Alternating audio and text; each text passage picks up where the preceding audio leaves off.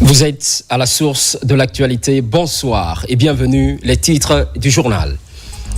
Une délégation médicale marocaine est à Conakry. Elle assure la formation des médecins ORL sur la prise en charge chirurgicale de l'oreille.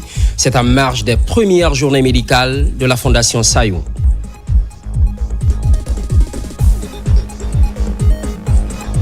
Le référendum du 21 septembre, Guékédou se déploie activement un peu partout. L'heure est au retrait des cartes d'électeurs.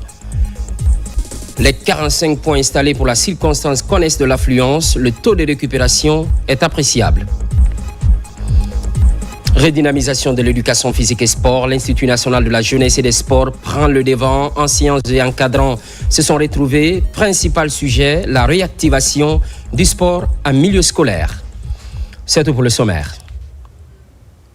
Ce mercredi, le Premier ministre, chef du gouvernement, Amadou Wiliba, était au Petit Lac, c'est dans Bouramaya, un déplacement pour rendre hommage au feu général Lansana Conté, deuxième président de la République de Guinée. Retour sur ce moment de recueillement avec Ousmane Bangoura. À Bouramaya, Petit Lac, village natal du général Lansana Conté, le Premier ministre, Amadou Wiliba, s'est recueilli ce mercredi sur la tombe de l'ancien chef de l'État. Un geste symbolique, empreint de reconnaissance à l'endroit de celui qui a dirigé la Guinée pendant plus de 2 décennies. À ses côtés, le ministre directeur de cabinet de la primature, ministre de l'Agriculture, ainsi que le conseiller du président de la République.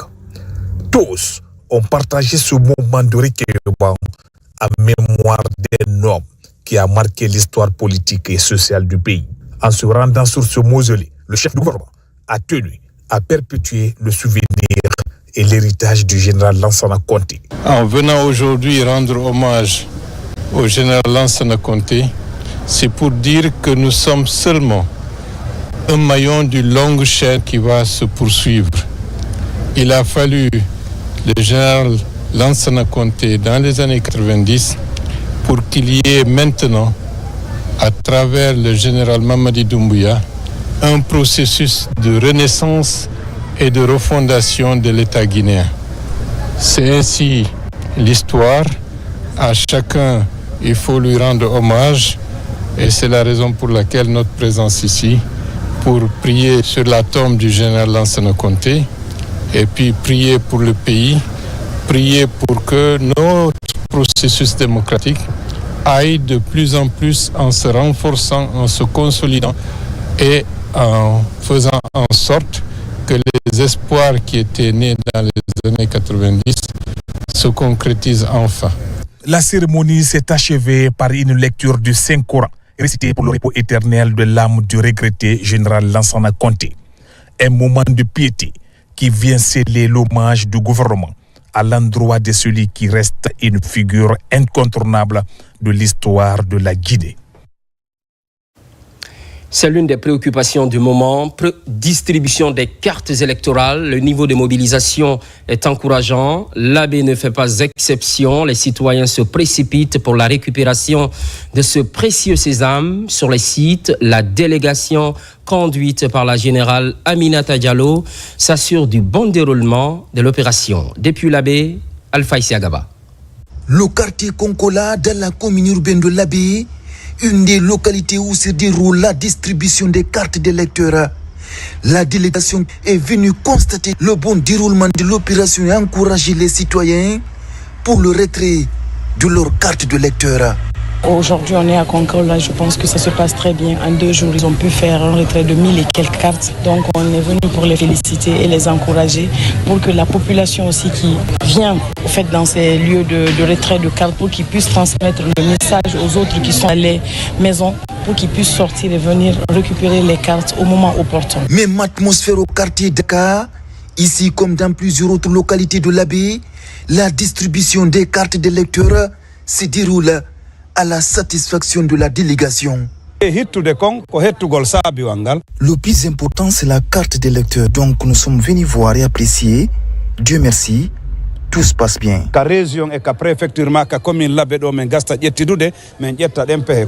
Dans la même dynamique, une rencontre a réuni ici à la baie les présidents des délégations spéciales, les directeurs préfectoraux de la jeunesse, les chefs de quartier ainsi que la délégation conduite par Général Aminata Diallo. Les échanges ont porté entre autres sur l'organisation d'une sensibilisation porte à porte pour le retrait des cartes d'électeurs.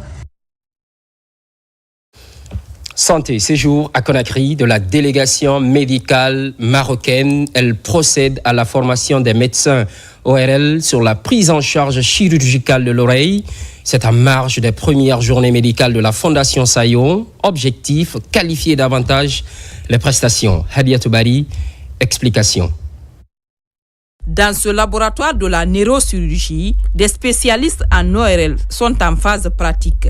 Sur des rochers synthétiques identiques à l'organe de l'ouïe, ils apprennent la chirurgie de l'oreille. Main dans la pâte, ils s'exercent en vue d'une bonne maîtrise de la zone d'intervention chirurgicale. Cet apprentissage permettra à ces jeunes de s'approprier des gestes nobles pour la chirurgie de la base du crâne, par exemple. C'est la première fois qu'on réalise ces techniques chez nous d'apprentissage sur des rochers synthétiques, c'est des crânes à moitié. Dans d'autres pays, c'est réalisé sur des cadavres. Mais nous commençons d'abord sur du matériel synthétique avant d'aller sur le vivant. Je suis très ravie d'être parmi les participants à cette formation. La formation se passe très bien, on nous enseigne et on nous explique. Cet apprentissage pratique intervient après plusieurs mois de formation théorique. Ces séances de renforcement d'aptitude sont dispensées à la fois par des experts guinéens et marocains. Une collaboration médicale pour un transfert de compétences chirurgicales. C'est le premier cours de dissection du rocher. Notre apport, c'est pour pouvoir amener l'expertise marocaine pour nos collègues guinéens. Vont pouvoir prendre en charge des patients qui ont des pathologies de cette région anatomique, à savoir le cholestéatome, les otites moyennes chroniques, les enfants qui nécessitent des implantations cochléaires ou peut-être les adultes qui nécessitent des prothèses implantables. Ce renforcement de compétences est une initiative de la Fondation Sayon pour l'ORL en collaboration avec la Fondation de la Princesse du Maroc, Lala Asma, des enfants sourds-muets. Un peu plus loin, dissémination de la charte des patients, la vulgarisation du document touche la capitale forestière. Les débats sont ouverts entre les acteurs concernés. Il s'agit au final d'améliorer les conditions de santé des populations. Mohamed Salioupaï. La région forestière vient d'abriter un événement crucial pour l'amélioration de la qualité des soins de santé. Il s'agit de la dissémination de la charte des usagers des services de santé, un document essentiel qui définit non seulement les droits et devoirs des patients, mais aussi du personnel soignant. Il est de la responsabilité de l'ensemble des acteurs de santé, des professionnels de santé, y compris les médecins, les sages-femmes, les infirmiers. Et ce document les regarde. Ce document vient juste interpeller les citoyens pour dire qu'ils ont leurs droits et ils ont aussi possibilité de réclamer leurs droits. Et cela, c'est pour que nous puissions créer une très bonne ambiance entre les médecins, les professionnels de santé et aussi les malades, pour leur dire que les professionnels de santé sont là pour eux et ils doivent prendre connaissance de l'existence de ce document, en même temps que aussi la population doit prendre connaissance de l'existence de ce document. Réunissant pendant 3 jours des dizaines de professionnels de la santé, des représentants de la société civile, des leaders communautaires ainsi que des usagers des services de santé, cet espace propose une nouvelle approche clientèle au personnel soignant. Nous allons vraiment faire la restitution parce que c'est un atelier qui est très important. Ça va nous permettre de renforcer les capacités. Nous allons vraiment leur dire si réellement on ne prenait pas correctement les agents en charge et de continuer maintenant là, à les encadrer, les recevoir correctement, de développer un accueil chaleureux envers eux. Organisé par le ministère de la Santé en collaboration avec des partenaires techniques et financiers, cet espace d'échange vise à faire connaître et à mettre en application cette charte sur l'ensemble du territoire national. Désiré Corée, on replie À Somarouré, relevant de la commune de Manéa, la zone fascine et attire pour la tranquillité. Seul bémol, le manque criard de services sociaux de base. Sur initiative de la communauté, bien sûr, les voies d'accès s'ouvrent progressivement. Mamadou Saliouba nous conduit à Somarouré, localité loin de l'agitation humaine. Loin des tumultes urbains, la localité de Somarouré, dans la commune rurale de Manéa. Ce quartier en pleine extension attire pour sa tranquillité, une sérénité qui contraste avec les difficultés d'accès auxquelles les habitants sont confrontés. Pour améliorer leur quotidien, les populations locales se sont donné la main. Résultat, cette voie d'accès entièrement réhabilitée. C'est un acte de soulagement que toutes les populations de Somarouré ont eu et toutes les populations de Tanene 2 aussi, à tous les secteurs, à toutes les associations, d'emboîter le pas à ce geste magnifique. Fruit d'une mobilisation citoyenne, la réflexion de cette piste facilite désormais la mobilité entre Somarouré et les autres quartiers de la commune de Manéa. Vos contributions ont permis à concrétiser tous ces projets. Que cette réalisation ne me surprend pas, car vous avez déjà mené plusieurs actions remarquables auparavant.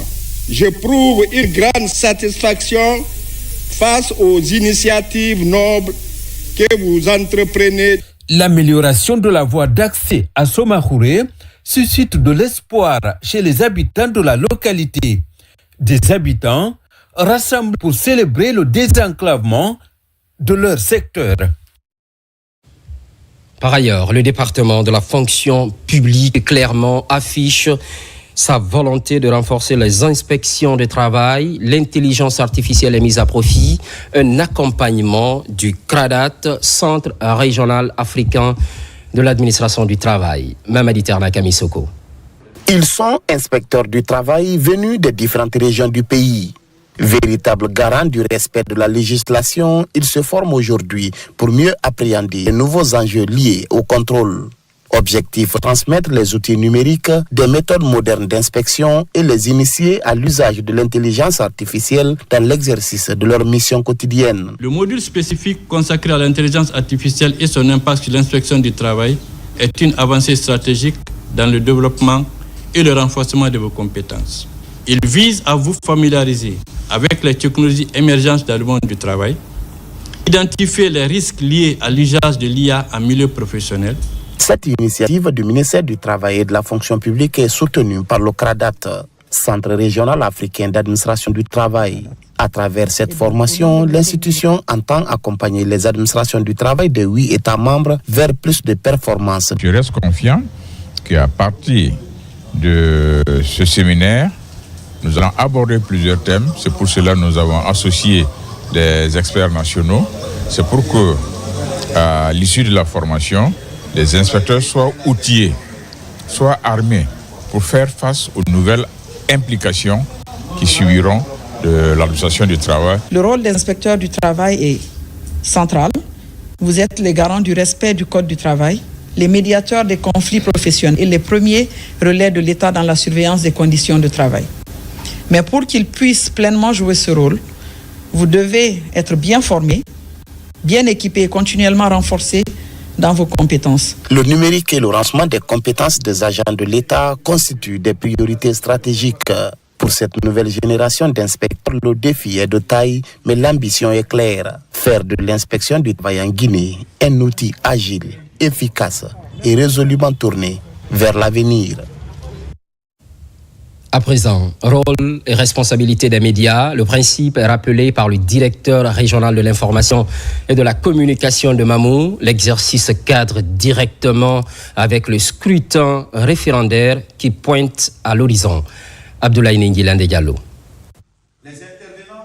En prélude au référendum du 21 septembre 2025, la direction régionale de l'information et de la communication de Mamou a tenu une rencontre avec les journalistes de la presse publique privée ainsi qu'avec les photographes de la région. Objectif, rappeler les règles à observer en période électorale. Les médias que nous sommes avons un rôle déterminant à jouer dans ce processus référendaire. Il s'agit de collecter, traiter et diffuser les informations. Notre mission est d'amener tous les organes de presse à faire preuve de professionnalisme et de responsabilité dans la collecte, le traitement et la diffusion de l'information, éviter les discours haineux, le règlement de compte et tant d'autres facteurs qui peuvent nuire ce processus pendant et après. Le point focal de la haute autorité de la communication présent à cette rencontre est revenu en détail sur les décisions de son institution concernant la conduite des médias durant cette période sensible.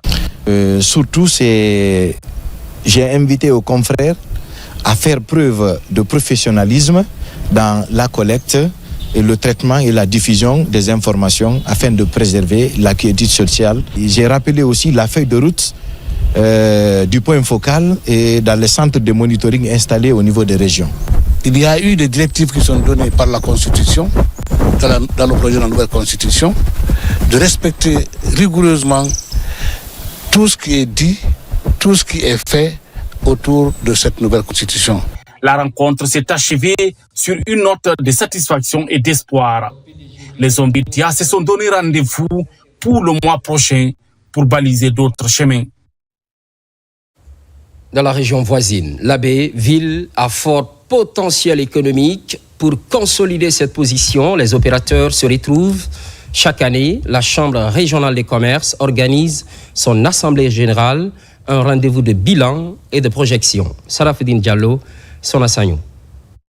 La Chambre régionale du commerce de l'Abbé témoigne de l'engagement des autorités à renforcer et dynamiser ce secteur stratégique pour le développement économique du pays. C'est dans ce cadre que cette institution tient son assemblée ordinaire pour faire le bilan annuel. Sur l'assemblée régionale ordinaire. Chaque année, on organise l'assemblée régionale au prélude de l'assemblée générale pour faire le bilan, dégager les problèmes et trouver des solutions pour réussir les perspectives. Il y a eu beaucoup d'innovations. La Chambre nationale a pris des dispositions positives pour encadrer, soutenir, pour leur permettre d'assumer et d'assurer effectivement les responsabilités qui sont les leurs au niveau des antennes préfectorales et régionales. Au menu, évaluation des projets en cours et définition des perspectives dans une ville à fort potentiel économique que l'institution nationale entend accompagner. Il s'agit pour nous ici essentiellement d'accompagner donc la délégation régionale dans le processus d'organisation de cette AGR, mais surtout recueillir les préoccupations du secteur privé au niveau de la région de l'Abbé. On compte avoir beaucoup plus de résultats positifs la prochaine assemblée de 2026. Mais pour atteindre l'objectif, nous prions les autorités de nous aider à écouler nos produits par la réparation des routes. Après des échanges autour des défis et opportunités, l'Assemblée est clôturée par la remise de matériel de bureau destiné à améliorer les conditions de travail des structures régionales. Direction Farana, campagne agricole, place à la supervision des échanges ont eu lieu. Deux préoccupations majeures, la relance du centre de vulgarisation de Tindo et la poursuite du plan d'action de promotion rurale ainsi que du conseil agricole sur l'ensemble du territoire. Fodé Camara, spécialiste maison. Avec un sol favorable à l'agriculture en toute saison, la région de Farana dispose d'un potentiel estimé à plus de 50 000 hectares de plaines situées sur les rives du Niger.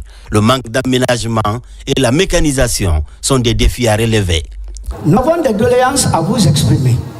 Premièrement, la prise en charge du centre de mécanisation agricole en état de délabrement, anciennement appelé agrément. 2. L'insuffisance des tracteurs pouvant satisfaire la demande croissante de la population paysanne. Le programme d'accompagnement du secteur rural est aussi présenté au grand public ici à Farana. Un programme d'accompagnement pour une agriculture plus rentable et surtout plus résiliente face aux inondations et autres effets des changements climatiques. Nous savons que la dernière campagne a été affectée par les inondations qui ont frappé vos exploitations, vos récoltes, mais aussi vos revenus. Cependant, on ne va pas baisser les bras. C'est pour ça que nous avons agi immédiatement après les inondations avec la fourniture d'outillage moderne, d'équipements adaptés et d'engrais ciblés pour relancer la production. Et aujourd'hui, on se prépare déjà pour la campagne de contre-saison avec des semences maraîchères qui seront mises à disposition pour améliorer vos rendements, protéger vos terres et renforcer la résilience des exploitations face aux aléas climatiques. Du centre-ville de Farana, la ministre de l'Agriculture, Maria Massire Silla, a visité le centre de vulgarisation agricole de Tindo. Une escale pour ressortir la nécessité de créer les conditions pour permettre aux conseillers agricoles de couvrir le territoire national, afin d'améliorer les itinéraires techniques. Nous envisageons quand même doter les communes à grande potentialité agricole qui n'ont pas jusque maintenant de conseillers agricoles, de conseillers les permettant vraiment de les accompagner pour des appuis de proximité. Ça, non seulement nous allons combler en fait ces vides à travers des fonctionnaires de l'État recrutés à cet effet, mais également nous allons mobiliser des stagiaires. Ces dispositions de couverture territoriale vont contribuer à faciliter la diffusion des techniques et des innovations agricoles auprès des producteurs pour augmenter les rendements. On enchaîne avec l'autonomisation des femmes. Une étude vient d'être menée au profit de la gente féminine évoluant dans les zones minières, notamment Bokeh, Bofa et Kindia. L'heure est à la restitution. Des solutions devront être envisagées pour l'assistance de ces braves femmes dans leurs activités génératrices de revenus. Younous Atawel Kamara. Dans le cadre de la mise en œuvre de ces activités axées sur la promotion de l'engagement citoyen et de l'autonomisation financière des femmes et des jeunes, l'ONG Vision Sans Frontières a mené tout récemment des études dans certaines zones minières pour l'évolution des groupements évoluant dans l'agriculture.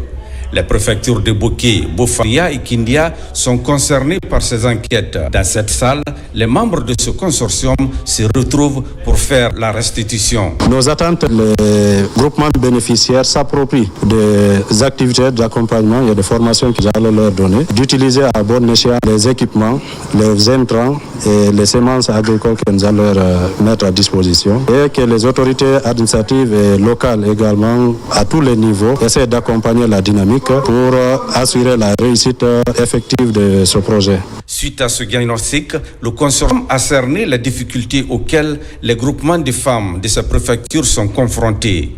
Et du coup, des mesures idoines sont envisagées pour les accompagner dans leurs activités génératrices de revenus. Nous avons compris que la femme doit se battre pour son autonomisation. À travers nos activités agricoles, on commence à tirer profit. Et cette ONG est venue au bon moment pour nous accompagner. Nous trouvons qu'il y a l'espoir. Cette ONG Vision Sans Frontières a compris réellement cette vision. Ils se sont engagés. Nous ne pourrons que les soutenir, les accompagner pour atteindre, n'est-ce pas, leurs objectifs. Ce projet d'autonomisation des femmes est mis en œuvre par le consortium d'ONG Sans Frontières, Adremgi, Acided, Kogifemine DD et SEADA sur financement de la Banque mondiale à travers le projet Mines et Environnement. Violence basée sur le genre à Cancan, la chaîne pénale se montre volontiers. Une rencontre est organisée par Avocats Sans Frontières France. Plusieurs engagements sont pris pour soutenir les efforts du gouvernement et de ses partenaires. Djamokaba. Avocats Sans Frontières France apporte un nouveau regard sur l'avenir de la couche féminine. À Cancan, des débats prennent place pour aborder avec sensibilité et sérieux le traitement des dossiers de violence basés sur le genre. Les avocats guinéens sont impliqués pour apporter des réponses. Nous sommes les premiers points focaux sur lesquels les justiciables victimes se confient et nous portons ces infractions ou ces actions à la connaissance de l'autorité compétente afin qu'une lumière soit faite. Donc notre participation à cette formation ou à ce séminaire est d'une importance capitale Il y a des difficultés à tout niveau, au niveau de l'éducation, au niveau de la mentalité, au niveau des coutumes, au niveau de la religion. Et c'est peut-être une goutte ou des clignotants qu'on va donner à faire émerger des prises de conscience et surtout peut-être des actions beaucoup plus importantes et plus effectives. Ce rendez-vous des avocats s'inspire du projet libre conçu pour apporter un changement durable au sein des communautés réticentes. Une nouvelle synergie d'action mise en branle pour intensifier ce combat commun. C'est un projet dont l'objectif principal, c'est de lutter contre toutes les formes de discrimination, notamment les violences basées sur le genre. On ne peut pas parler de l'impunité des violences basées sur le genre sans parler des avocats. Ce sont eux qui se trouvent à la première ligne en fait dans cette lutte infernale. Je demanderai aux avocats d'être vraiment attentifs et d'être sensibles au cas des VBG, des victimes, et d'être à l'écoute. La feuille de route est de se repositionner davantage pour réduire toute forme de violence à l'endroit des femmes et filles pour qu'elles s'épanouissent dans la dignité et le plein potentiel. Bokeh, sensibilisation sur la paix et la cohésion sociale, c'est à l'actif du patronat guinéen. Sur place, il est question pour ces hommes d'affaires de promouvoir le vivre ensemble en cette période de campagne référendaire. Invite est faite aux citoyens de retirer leur carte d'électeur avant le jour du référendum. Bakary Bamba Kondé. Dans de la consolidation de l'unité nationale, le patronat guinéen a récemment organisé une rencontre de sensibilisation sur la paix et le vivre ensemble à Bokeh. Représentée par Ahmed Kanté, cette cérémonie s'est tenue à la Maison des Jeunes, rassemblant de nombreux citoyens désireux de promouvoir l'harmonie dans la préfecture. Le secteur privé est porteur de paix, il est porteur d'unité, il est porteur de développement. Tout autre discours contraire à ça, considérez-le comme étant nul et nul d'effet. C'est ça le fin du message qui m'a été donné par notre président et que je m'efforce, avec certainement quelques imperfections, de vous livrer. Lors de cette rencontre, les responsables de la CGE Guy ont pris la parole pour souligner l'importance de la cohésion sociale, surtout à l'approche du référendum. La mobilisation pour retirer les cartes d'électeurs a été au cœur des discussions. La condition indispensable pour amener notre pays à accéder à un développement équilibré, celle de retirer vos cartes électorales et de voter favorablement sans exclusion. Nous, population à la base, nous comprenons aisément et nous avons la conviction profonde que le secteur privé est le partenaire incontournable du pays, du gouvernement, de toutes les structures de l'État pour le développement de ce pays. Cette rencontre orchestrée par la Confédération guinéenne des entreprises de Guinée a permis de renforcer les liens entre les citoyens et souligner l'importance de la paix et de l'unité à l'approche du référendum. Et puis, rentrée solennelle de Rotary Club Conakry-Thomas, c'est au compte de l'année 2025-2026, un événement qui marque le passage de témoin entre l'ancien et le nouveau responsable de cette organisation humanitaire. Nabi Kamara. Pour marquer la fin du mandat précédent et annoncer les couleurs du nouveau, le Rotary Club Conakry-Thomas a organisé sa rentrée solennelle pour l'exercice 2020-2026, un événement marquant le passage de témoins à la tête du club service humanitaire. Oumou Fofana, présidente sortante, a officiellement passé la main à Aïssatou Anne. Un moment privilégié pour la présidente sortante de faire le bilan des actions menées au mandat. Nous avons eu à faire la sensibilisation contre le diabète qui a eu lieu au DHU de Donka. Après, on a à faire une action de la sensibilisation pour la serviette de menstru pour les jeunes filles de Bamako. Tous les mandats qui étaient dans le plan d'action ont été réalisés. Dans la continuité de cet élan, la nouvelle présidente Aïssatou Anne a une vision pour un développement durable. C'est une responsabilité que j'ai acceptée avec fierté, mais surtout avec la volonté ferme de contribuer aux côtés de toute mon équipe. porté par une conviction commune, célébrer la grandeur de notre mouvement et l'engagement des jeunes au service de leur communauté. Pour soutenir ses ambitions, le président du Rotary Club Conakry Ratouma, club parrain, a lancé un appel à ses pairs pour un soutien à l'organisation en faveur de la concrétisation des projets du club. Chers Rotraciens, vous êtes l'avenir de notre mouvement.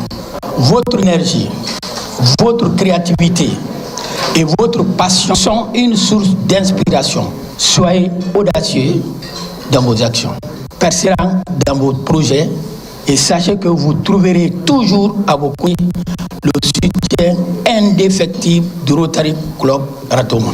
Fondé en 2016, le Rotary Club Conakry Ratouma est membre du district 9101 qui regroupe 10 pays, dont la République de Guinée. C'est l'un des titres de cette édition. Sport, un milieu scolaire, une redynamisation s'annonce pour les enseignants et les encadrants.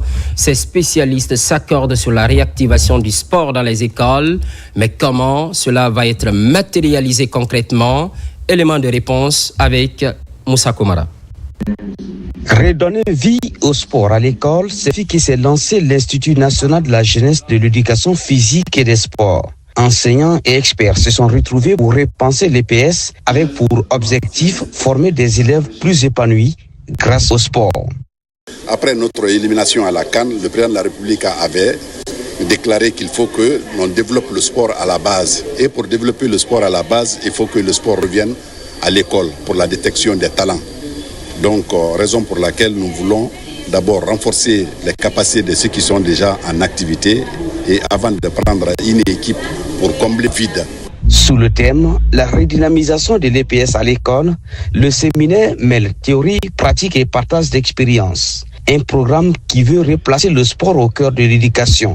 Avec ces enseignants, nous allons revisiter tous ces éléments essentiels qui participeront à leur permettre d'être des vecteurs, c'est-à-dire ceux-là qui auront aux responsabilités de détecter des talents nouveaux pour en faire du sport bien, un sport à l'élite. Cette initiative souffle un vent nouveau, encourage l'inclusion et redonne confiance aux jeunes. On arrive à former des encadreurs, on les recrute, on fait la mise à jour régulière de leurs compétences, de leurs capacités et je suis sûr qu'ils peuvent amener ces enfants à quitter la rue et à venir dans les écoles. Au niveau du développement des disciplines sportives, nous avons mis l'école au centre pour que nos écoles soient des centres pratiquement de formation, mais aussi des académies pour certaines disciplines qui veulent que le sport scolaire soit la base et le soubassement du développement du sport dans notre pays. En redynamisant l'éducation physique et sportive à l'école, c'est tout un système éducatif qui se renforce avec à la clé une jeunesse plus saine, plus disciplinée et mieux préparée aux défis de demain.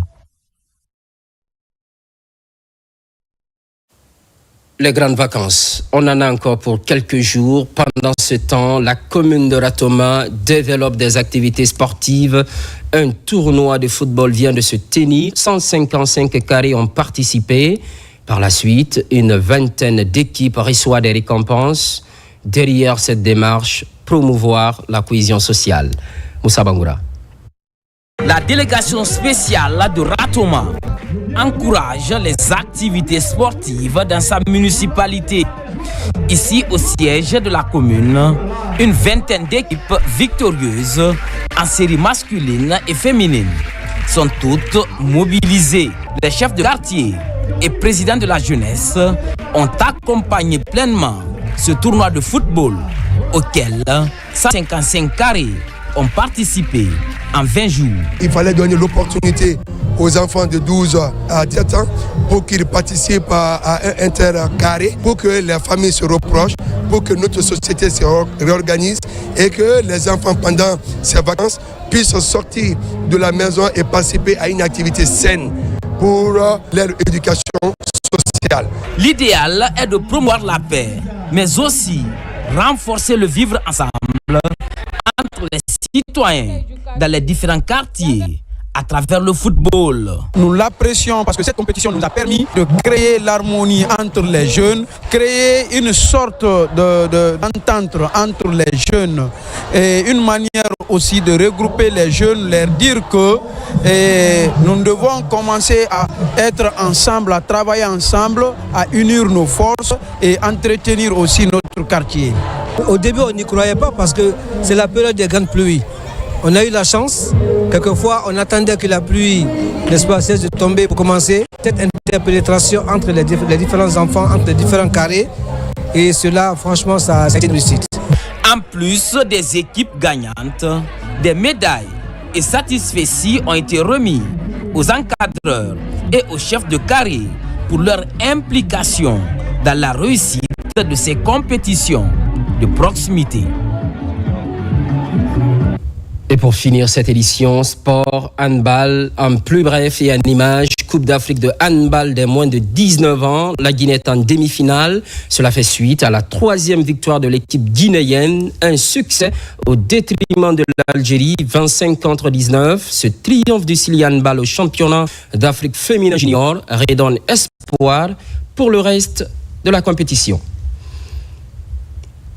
L'actualité évolue en Guinée, notre paradis, terre de richesse et d'innovation. Les programmes se poursuivent. Tente fidélité à toutes et à tous. À très vite.